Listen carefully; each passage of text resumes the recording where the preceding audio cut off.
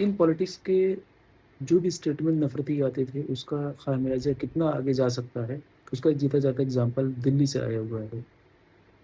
लोग नफ़रत में इतने पागल हो सकते हैं, जिसका आपने कभी उम्मीद भी नहीं किया होगा। निशा, जो कि एक मुस्लिम कम्युनिटी से आई हुई लड़की थी, जिसका उम्र केवल 19 साल था।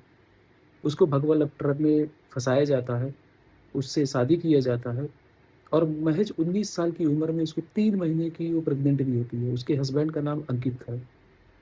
लोग नफ़रत में इतने पागल हो गए हैं कि उस नफ़रत के दौर पर उन्होंने ये भी नहीं देखा कि वो जो बच्चा उसके पेट में है, वो उसी का ही बच्चा है। मुसलमानों से नफ़रत जिस तरीके से बढ़ती चली जा रही है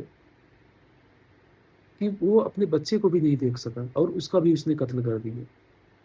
एक प्रेग्नेंट लड़की को मार दिया जाता है केवल इस नफ़रत की वजह से कि वो एक मुसलमान है। कविता ये कविता होती आई थिंक ढाई 3 घंटे छोड़ो 1 डेढ़ घंटे में एनकाउंटर हो चुका तो बेरोई से चुकी होती या मुझे इसलिए इंसाफ नहीं मिला कि मुसलमान हूँ या मेरे भारत में रह के मेरी गलती रह गई कि मैं मुसलमान हूँ। ऐसा तो नहीं है ना। उस लड़की का दोनों कलाई तोड़ दी बेचारी का, मेरी बहन का। ठीक है, कलाई तोड़ दी। कलाई तोड़ने के बाद निशाने इतने थे, पेट में लात मारा गया। 3 महीने की प्रेग्नेंट बेचारी अलग से थी, वो प्रेग्नेंट थी जी।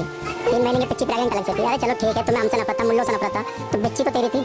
उस बच्ची के लिहाज से उसे पकड़ देता, जिसके चक्कर में हमने अपना पूरे परिवार ने घर वगैरह बेच, तो सिर्फ उसकी वजह से आप बेच कर चले गए। क्योंकि समाज का डर था, लोग क्या कहेंगे, दोस्त वगैरह के सामने क्या नहीं उठाएंगे हम, क्योंकि कहीं ना कहीं ये भी बोलेंगे ना कि देखो अपने से ज्यादा ना दूसरों की बातें चुपती है। तो इस चक्कर में हम थोड़ा सा झुक गए। हमने बोला कि ठीक है, तो खुश है तो खुश रहे, तो आएगी नहीं हमारे पास, हम तेरे से दो चले जा रहे हैं। आज वो तमाम चीज़ें सफल हो रही हैं, जो कि यहाँ के राजनेता जो एक-दूसरे के अंदर हिंदू-मुसलमान की चीज़ों को फैलाते चले जा रहे हैं, नफ़रतों को फैलाते चले जा रहे हैं, जिसकी वजह से आज छोटे-छोटे उम्र के लड़के किस तरीके से नफ़रत की आग में जल रहे हैं और उसका ख़ामियाज़ा ये आ रहा है कि एक जीता-जाता परिवार बिखर जा रहा है एकदम।